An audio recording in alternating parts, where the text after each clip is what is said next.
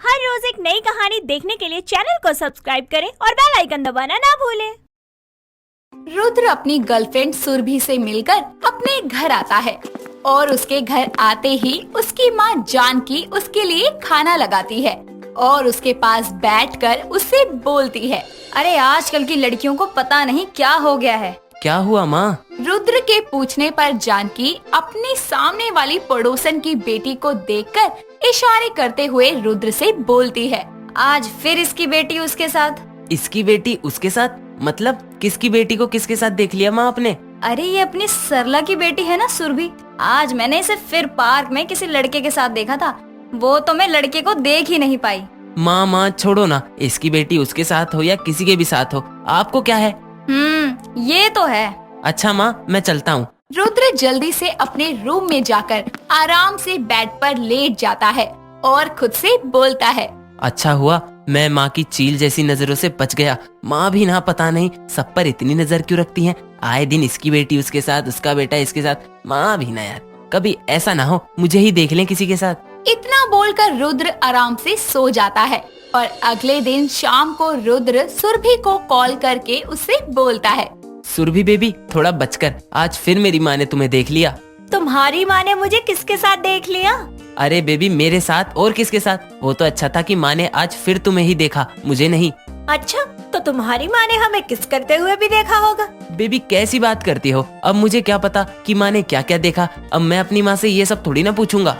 अच्छा ठीक है यार, मुझे समझ में नहीं आता कि तुम्हारी माँ हमेशा मुझे ही क्यों देखती है। अरे और भी तो लोग हैं दुनिया में देखने के लिए। अच्छा ये सब छोड़ो, ये बताओ कब मिलोगे? सुरभि का ये सवाल सुनकर रुद्र थोड़ा सोचने लगता है।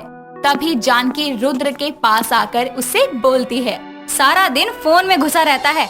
अब अगर मैंने तुझे फोन चलाते हुए देखा ना तो तेरे फोन में आग लगा दूंगी। अब ये पकड़ पैसे और बाजार जाके कुछ सब्जियां ले आ। माँ आप चली जाओ ना बाजार, आपको तो पता है मुझे सब्जी लेनी नहीं आती। हाँ, तुझे क्यों सब्जियां खरीदने आएंगी, तुझे तो बस फोन चलाना आता है। अपनी माँ के ताने सुनकर वो अपनी माँ से पैसे लेकर बाहर जाने लगता है। तभी उसके दिमाग में एक आइडिया आता है। घर से बाहर निकलकर रुद्र एक बार फिर सुरभि को कॉल करता है। सुरभि फोन उठाते ही रुद्र से बोलती है, यार अजीब हो तुम, तुम्हारी नजरों में मेरी कोई वैल्यू है या नहीं? मैं तुमसे बात किए जा रही हूँ और तुम हो के अपनी माँ से बात किए जा रहे हो। क्या बेबी हर वक्त गुस्सा नाक पर लेके क्यों घूमती हो? एक बार मेरी बात तो सुन लो। मुझे तुम्हारी कोई बात नहीं सुननी सिवाय इस बात के कि कब मिल रहे हो। बेबी मैं भी तो यही बोल रहा हूँ, अभी मिलते हैं। मैं बाहर मार्केट के पास वाले ही रेस्टोरेंट में तुम्हारा वेट कर रहा हूँ, जल्दी से आ जाओ। रुद्र सुरभि से बात करके फोन रख देता है। सुरभि जल्दी से शॉर्ट ड्रेस पहनकर अच्छे से तैयार होकर रुद्र से मिलने जाती है, जहां रुद्र सुरभि को देखकर उसे गले लगाकर बोलता है, बेबी आज तो कतई जहर लग रही हो। तो चाट के मर जाओ ना।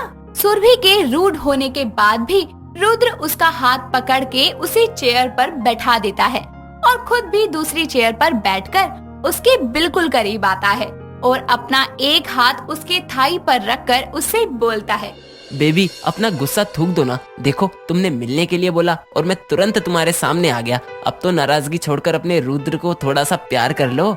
सुरभि अपना गुस्सा छोड़कर अपनी उंगलियों को रुद्र के फेस पर फेरते हुए उससे बोलती है, ओ मेरी जान को प्यार चाहिए? हाँ बेबी, वो भी बहुत सारा। तो अपनी माँ से बोलो ना, जो मुझे देखकर रोज बोलती है इसकी बेटी उसके साथ, तो उनको बोलो उसकी बेटी उनके बेटे के साथ ही है।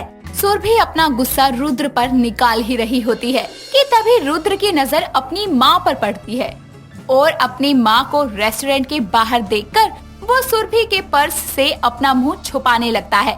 ये देखकर सुरभि को बहुत गुस्सा आता है और वो गुस्से में अपना पर्स लेकर वहाँ से उठकर जाने की सोचती है, पर रुद्र उसके पीछे छुपते हुए उसे बोलता है, बेबी बाहर मेरी माँ और तुम्हारी होने वाली सास खड़ी हैं। अगर उन्होंने हमें एक साथ देख लिया तो यहाँ आंधी तूफान सुनामी भूकंप सब एक साथ आ जाएगा। तो आ जाने दो, लेकिन मुझे जाने दो। आज तुम्हें ऐसे देखकर ना मुझे पता चल गया तुम एक नंबर के फट्टू हो। रुद्र सुरभि के पीछे छुप रहा होता है तो वहीं जानकी सुरभि को देखकर खुद से बोलती है, राम राम राम, घोर कलयुग आ गया है, सब कुछ ऐसे ही खुलेआम, राम राम। ये सब देखकर जानकी जल्दी जल्दी अपने घर जाने लगती है तभी उसकी एक पड़ोसन उसको ऐसी जल्दी में जाता देखकर उसे रोककर बोलती है। अरे क्या हुआ जानकी बहन? अरे क्या बताऊं बहन, आज मैंने फिर से इसकी बेटी उसके साथ देखी। अरे किसके साथ? अरे पता नहीं कौन लड़का था, सही से चेहरा नहीं देख पाई उसका, पर इतना है कि वो अपनी ही गली का है। अरे बहन तो देखना था ना, उसकी बेटी किसके साथ है? अरे हमें क्या, उसकी बेटी किसी के भी साथ हो, हमें तो बस अपने बच्चों से मतलब है। दोनों गॉसिप कर ही रही होती हैं कि तभी वहाँ से सरला जाने लगती है और उसको देखकर जल्दी से जानकी बात पलटकर अपनी पड़ोसन से बोलती है। अरे मैं तो अपने रुद्र को देखने के लिए मार्केट गई थी, 1 घंटा हो गया, अभी तक आया नहीं बाजार से। अच्छा बहन, अब मैं चलती हूँ। थोड़ी बात करके जानकी घर चली जाती है और कुछ देर बाद रुद्र घर आता है। उसके घर आते ही जानकी अपने हाथों में डंडा लिए उसे बोलती है। मैंने तुझे सब्जी लेने के लिए कब भेजा था? कहीं माँ ने मुझे सुरभि के साथ देख तो नहीं लिया? मेरे लाल जवाब दे जल्दी से, मैंने तुझसे कुछ पूछा है। माँ सब्जी लेने में टाइम तो लगता ही है ना, ये पकड़ो, अब मैं चला आराम करने। रुद्र अपनी माँ को सब्जियाँ देकर अपने रूम में चला जाता है और सुरभि को कॉल करके उससे बोलता है। बेबी, हम ना अब कुछ दिन बाद मिलेंगे। ठीक है, जब तुम्हारा दिल करे मिल लेना। इतना बोलकर सुरभि कॉल कट कर देती है और कुछ दिन बाद रुद्र एक बार फिर अपने घर के पास वाले पार्क में सुरभि से मिलता है, जहाँ वो सुरभि का हाथ पकड़ के उससे बोलता है। सुरभि, मुझे कुछ समय दो, जब मैं अपने पैरों पर खड़ा हो जाऊँ। वैसे अभी भी तुम अपने पैरों पर ही खड़े हो। बेबी, मेरा मतलब है कुछ कमा लूँ या कुछ बन जाऊँ। रहने दो, वो दिन कभी नहीं आएंगे। यार मुझ पर भरोसा रखो, बिना तुम्हारे कुछ बोले ही मैं माँ से हम दोनों के लिए बात करूँगा। रुद्र सुरभि का गुस्सा शांत कर ही रहा होता है कि तभी जानकी इवनिंग वॉक के लिए पार्क में आती है और आते ही उसकी नजर सुरभि पर जाती है। सुरभि जानकी को देखकर रुद्र से बोलती है। लो, फिर से आ गई तुम्हारी माँ जासूसी करने। अब तुम जल्दी से अपना मुंह छुपाओ और दफा हो जाओ, क्योंकि बदनाम तो मुझे ही होना है। ये बोलकर सुरभि वहाँ से निकलती है और वो देखती है कि जानकी फिर से उसके बारे में लोगों से बात कर रही है। ये देखकर सुरभि जानकी के पास जाकर उससे बोलती है।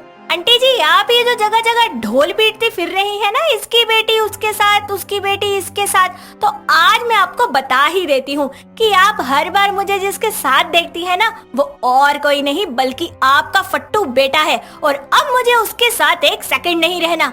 सुरभि सबके सामने सारा सच बताकर वहाँ से चली जाती है और जानकी का मुंह बंद हो जाता है, जिसके बाद जानकी दूसरों की बेटियों की बुराइयां करना बंद कर देती है। दोस्तों, अगर आपको ये कहानी पसंद आई तो इसे लाइक करें, शेयर करें और कमेंट करके बताएं कि कहानी में आपको सबसे अच्छा क्या लगा।